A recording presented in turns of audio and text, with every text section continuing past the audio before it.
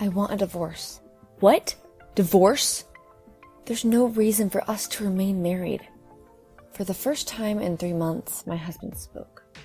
Ever since we tied the knot, he became this demeaning jerk, always taking the cheap shots at me. And the cherry on top, he hadn't uttered a word to me in the past 3 months. Oh, is that so? Fine by me, let's divorce. I don't need a useless wife. He sneered as he replied. Since you suggested it, we won't be dividing any assets. Agreed. You're surprisingly compliant, but how pitiful. A divorced woman with no savings or a family. You'll be all on your own. Can't wait to see how you're going to scrape by. And with that, I walked out, leaving my sneering husband behind. But not long after we divorced, he couldn't stop himself from constantly calling me. I'm Violet, a 28-year-old working homemaker.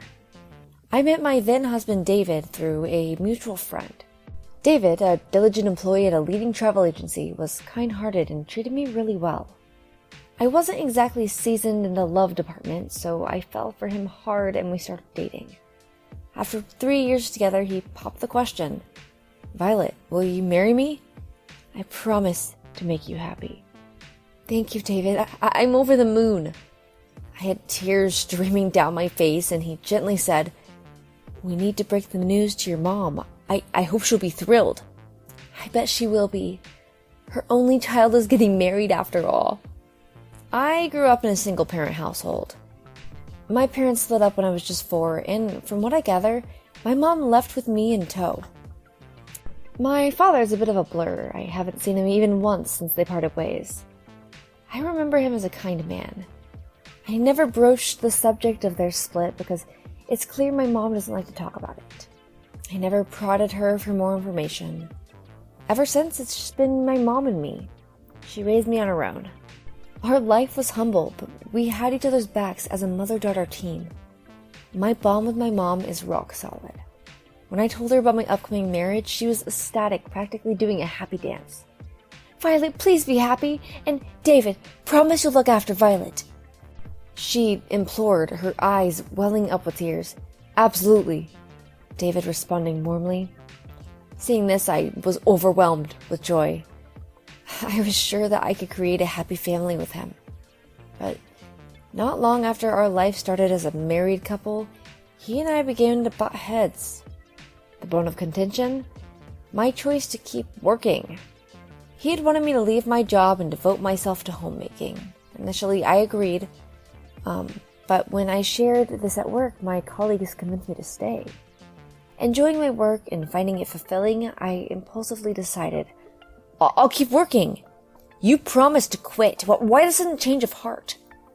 During our discussion, a frustrated David questioned me, catching me off guard. Don't be so mad. An extra income can be a good thing, right? I wanted you to focus on the home. If you're working, who's going to handle the chores? Well, I'll do my best to juggle work and home. Please, let me continue working. As I pleaded, he sighed. All right, you can work. Make sure the home doesn't suffer. I won't lift a finger. Okay. It didn't seem like I could ask him for help with the chores since I was working too. True to his words, he didn't help around the house at all.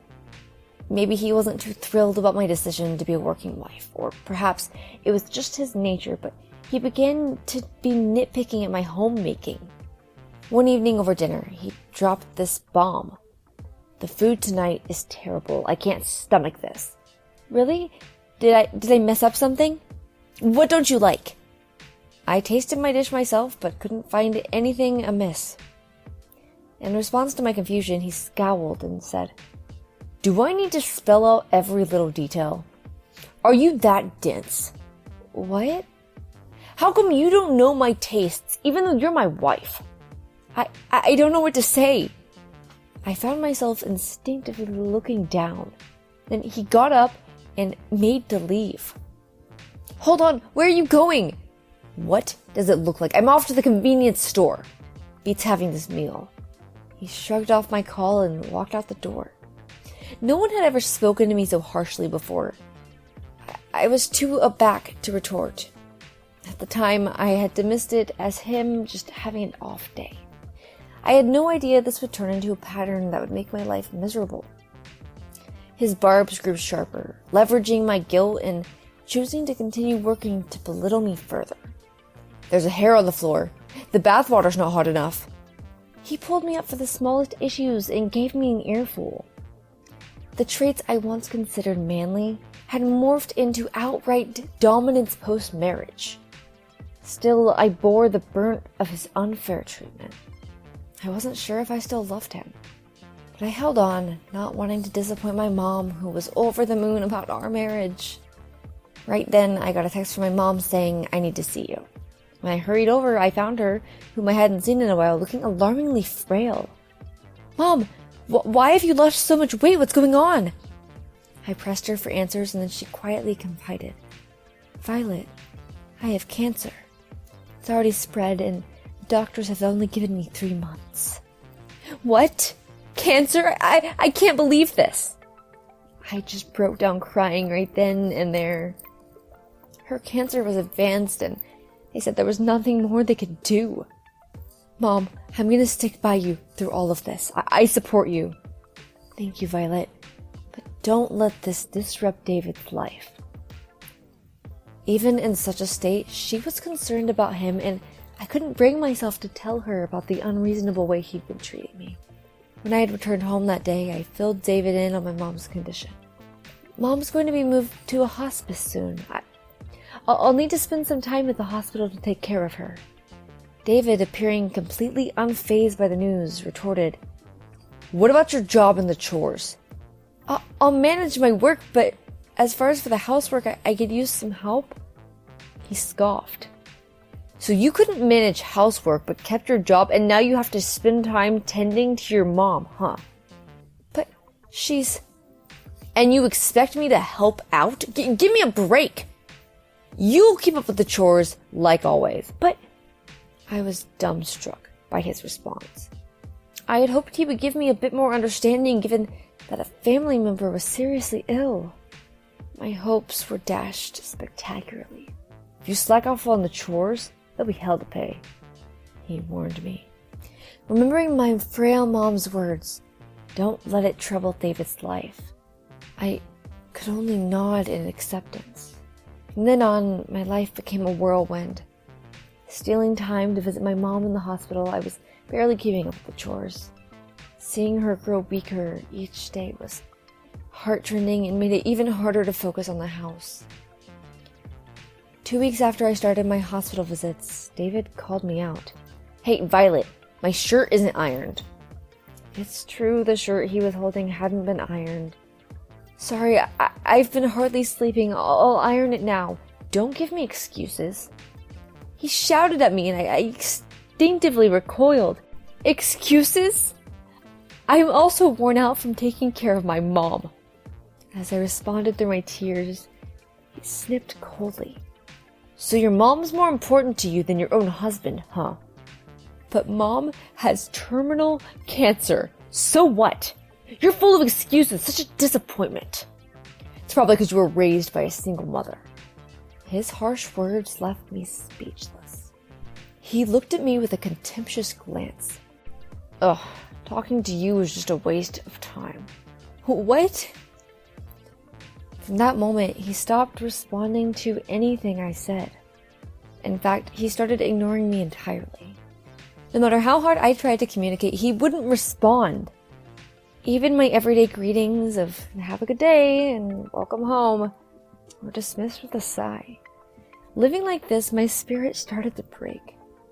Being berated was hard, but being ignored like this, like I didn't even exist, was even more crushing.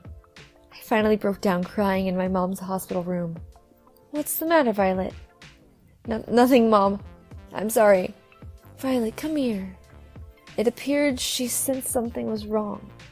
She caressed my hair with her frail hand like she used to. "Violet, this is going to be tough for you, but you need to hear what I have to say." What she shared next was nothing short of astounding. In even her revelation, David's coldness continued. Even though I persevered with my domestic duties, in time, he started quietly discarding the meals I prepared. Being at home was a constant knot in my stomach. The only respite was the time spent in the hospital with my mom. However, that solace didn't last.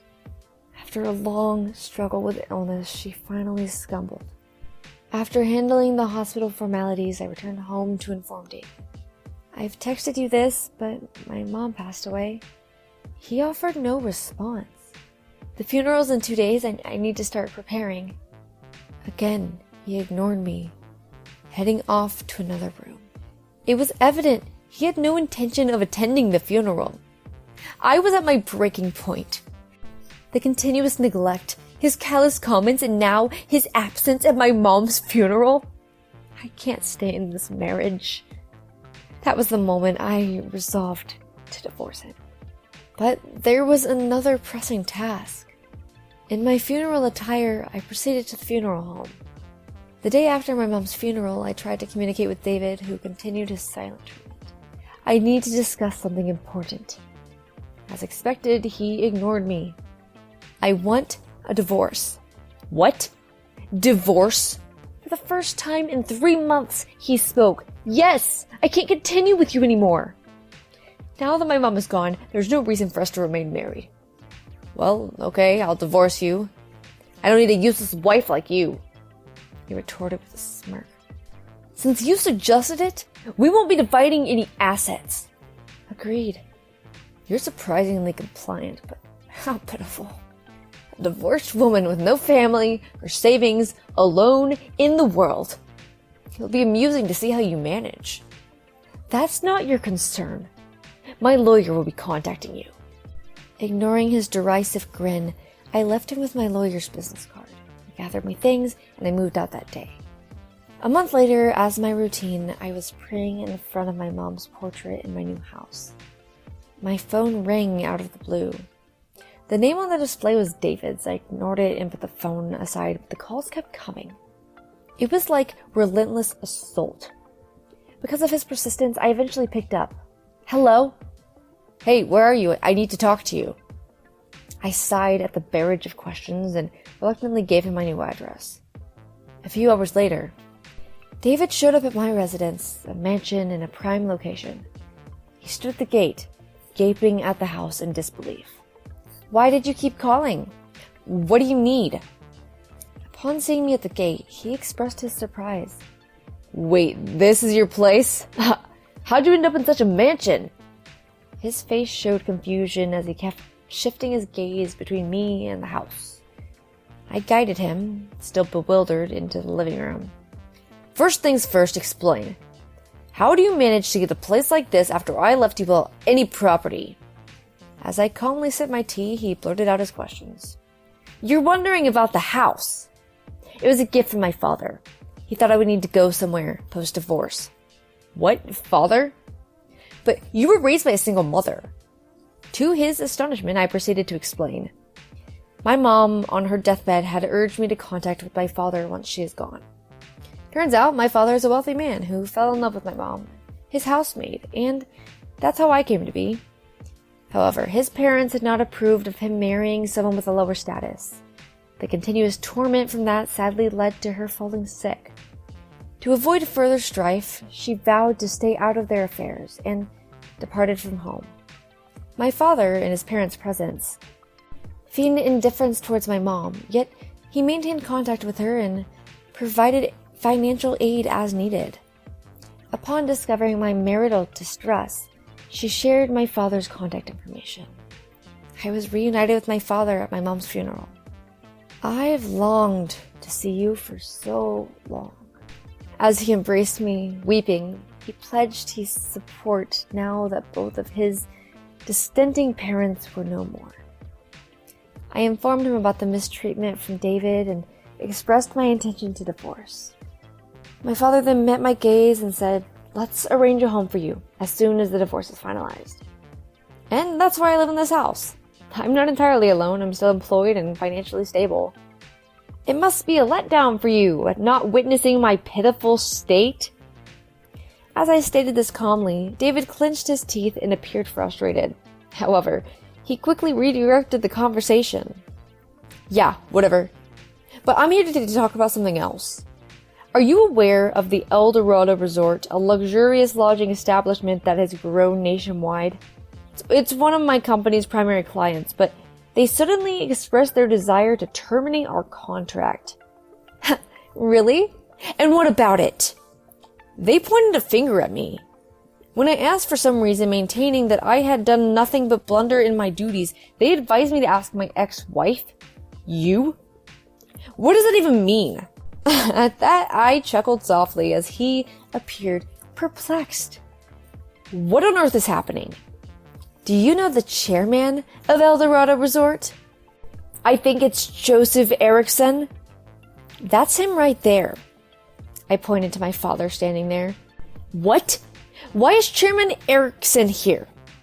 He sprang to his feet, astonished, and my father, clearing his throat, replied, If my daughter decides to invite her ex-husband to the house, wouldn't it be normal for me, her father, to be present? Daughter? Father, is Chairman Erickson... David. Frozen with realization, my father announced, Now that I'm aware of your mistreatment of Violet, I have no intention of continuing business with your company. Take a hint and leave immediately. David began to panic and spun to face me. Violet! If I lose this contract with El Dorado Resort, I won't be able to maintain my position in the company. Please, convince your father to rethink. Let's give this another shot. This time, let's work on making a happy family. I shoved him, who was pleading, and hollered at him. Don't make self-serving statements. Who could ever forget the harm you inflicted on me? I have no intention of restarting anything with you. I will never forgive you, you lout. No. He hung his head low, a mix of tears and snot smeared over his face. My father seized him by the scruff of his neck and hurled him out of the house. Later on, David was dismissed by the company, held accountable for his actions. The atrocities he committed against me were circulated as a rumor around the company, and it was suggested that he would struggle to secure another job within the same industry. He currently lives in a rundown apartment and spends his days hunting for jobs. It's likely hard for him, given his inflated pride, but I hope he will be living reflecting upon his actions. As for me, I live in the mansion gifted by my father and work hard every day. I share a healthy relationship with my father. It's a tad irritating how he constantly tries to assist me, but having family is comforting.